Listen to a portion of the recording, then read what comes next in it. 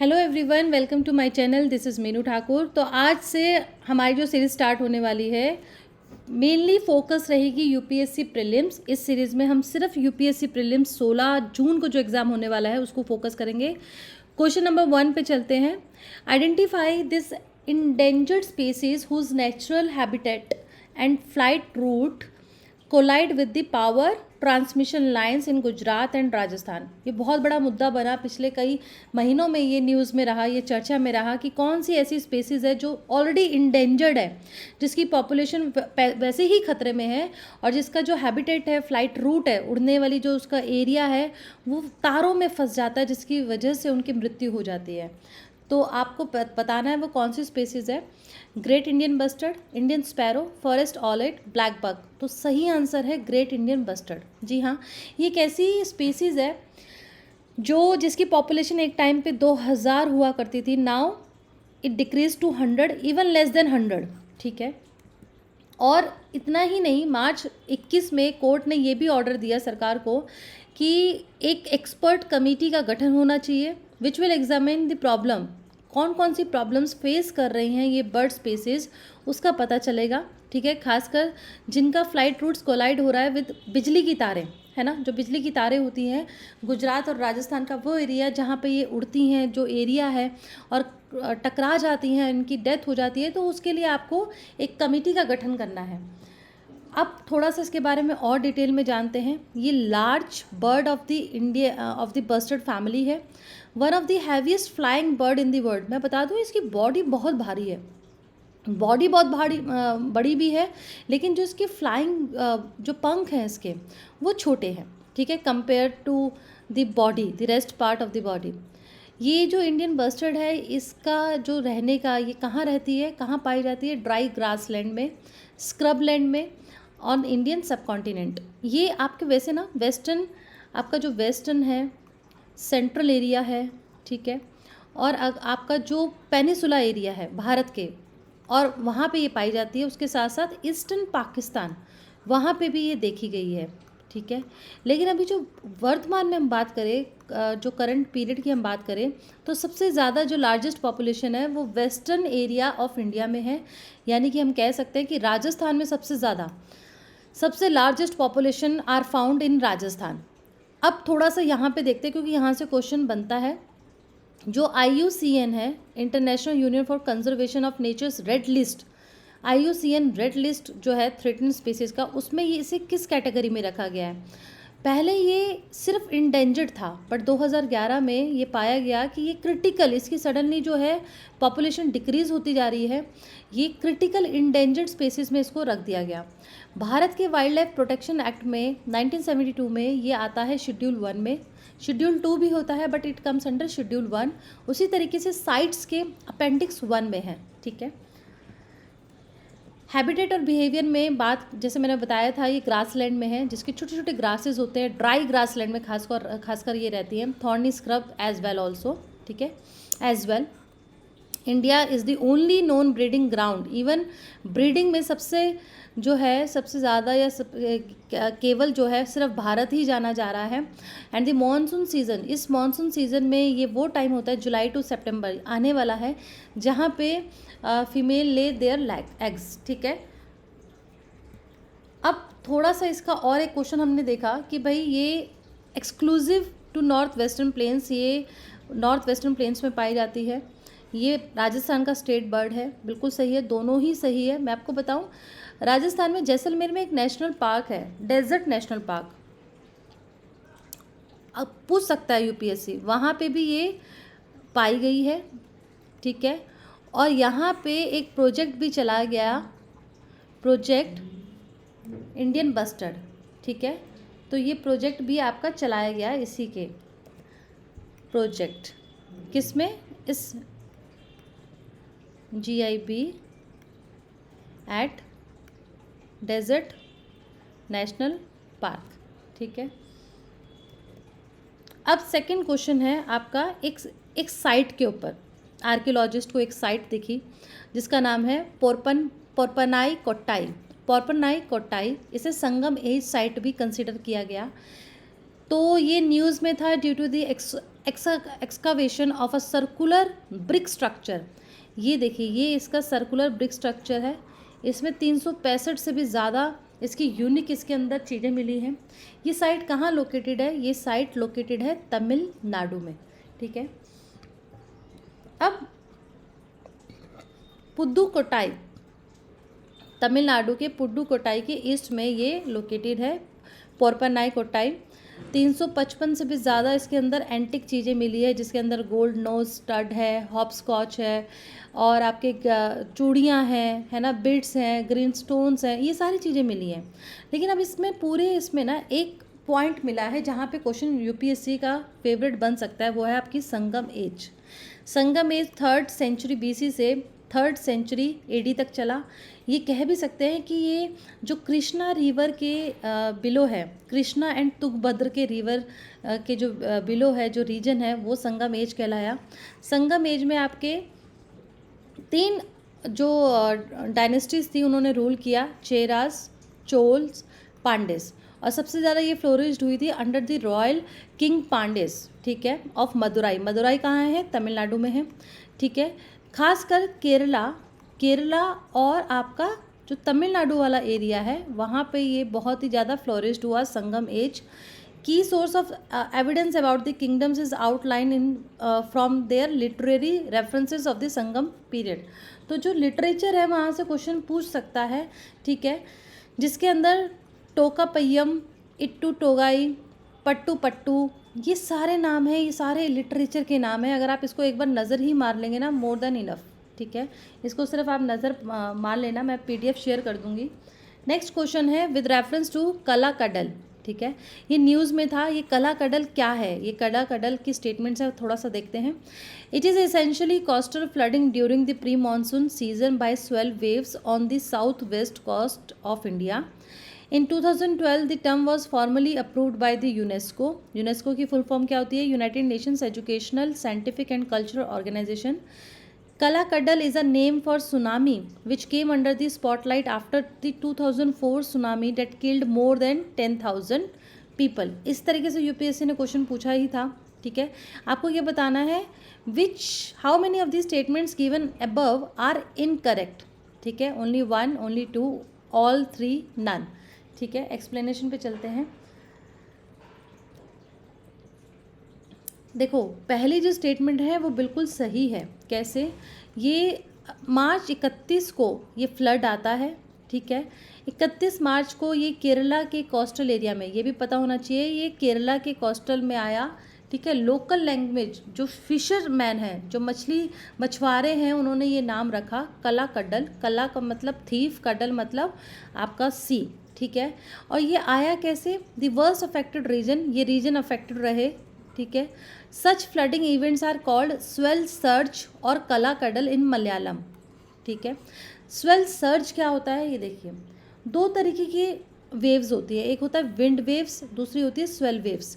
Wind waves होता है which generated by the storm winds, जो ऊपर की तरफ से चलता है।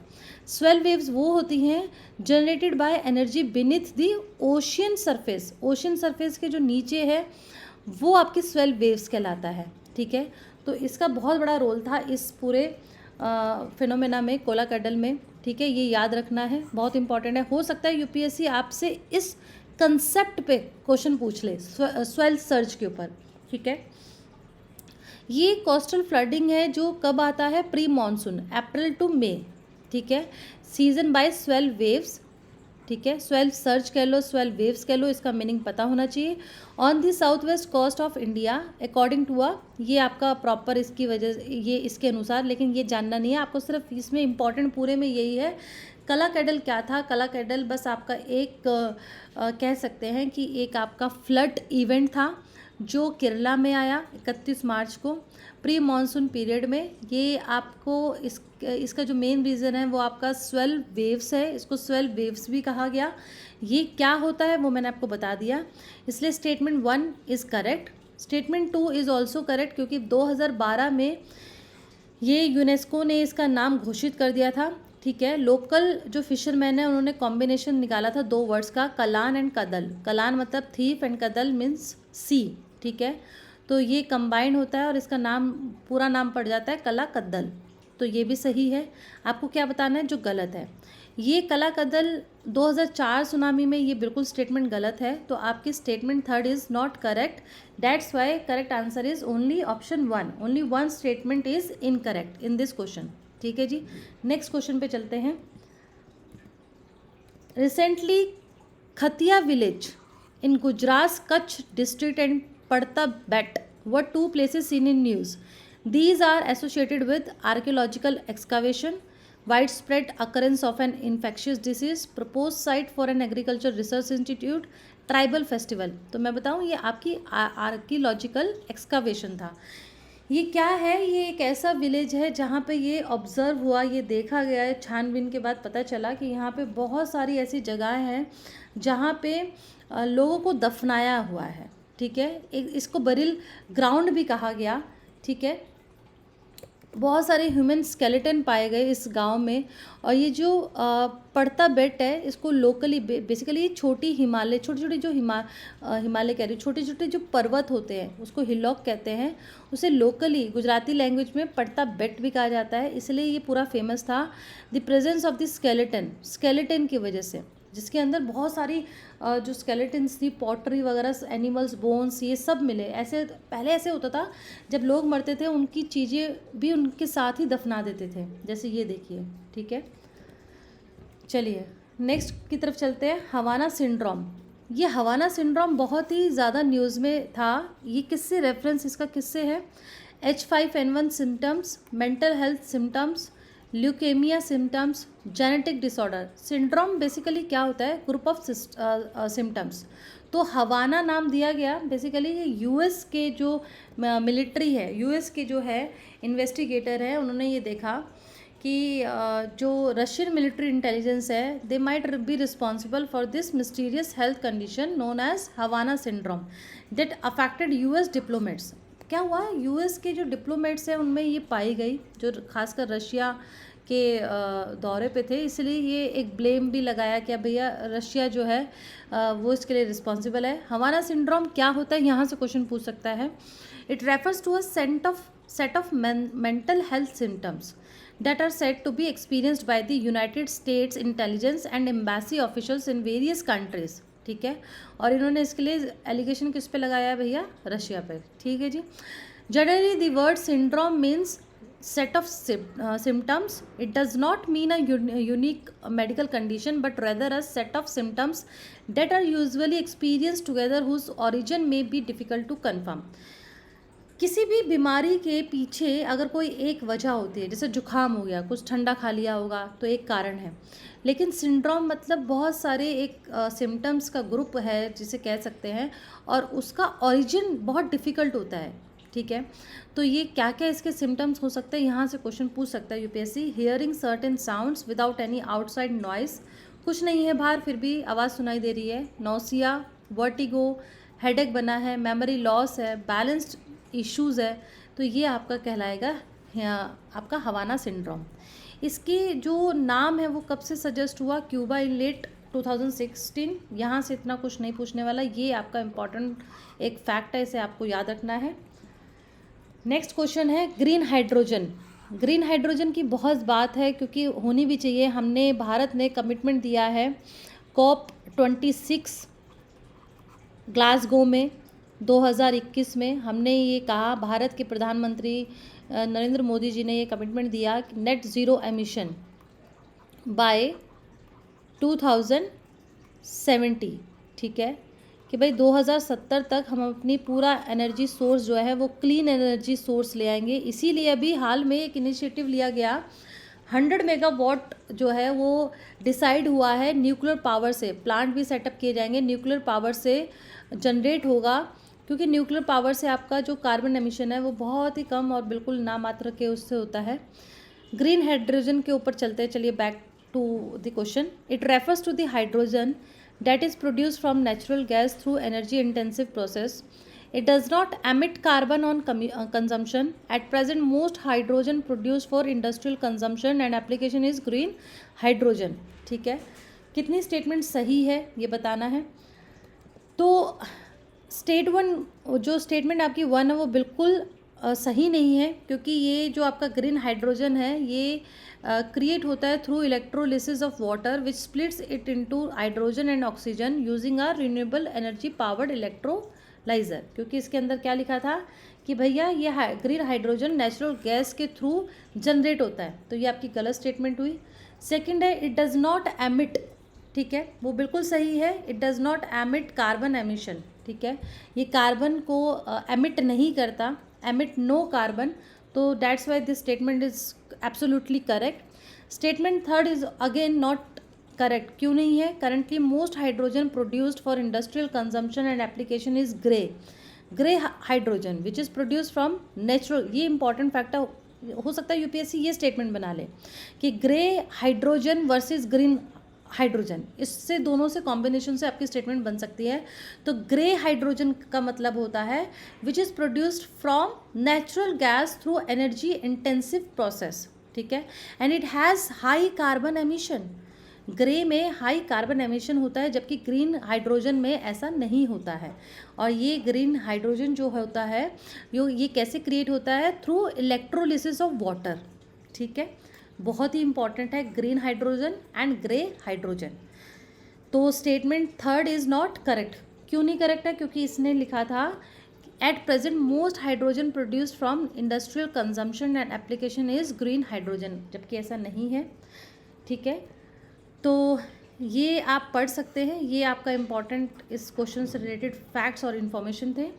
Next and last question of this series, 2024 जो साल है वो as a year of technology absorption मनाया है इंडियन आर्मी ने। बस ये एक फैक्ट है, ठीक है, हो सकता है ये बहुत इंपॉर्टेंट ना हो, बट एक फैक्ट है, क्योंकि 2024 का पूरा साल है, इसीलिए इसको थोड़ा सा फैक्ट को दिमाग में रख लेना।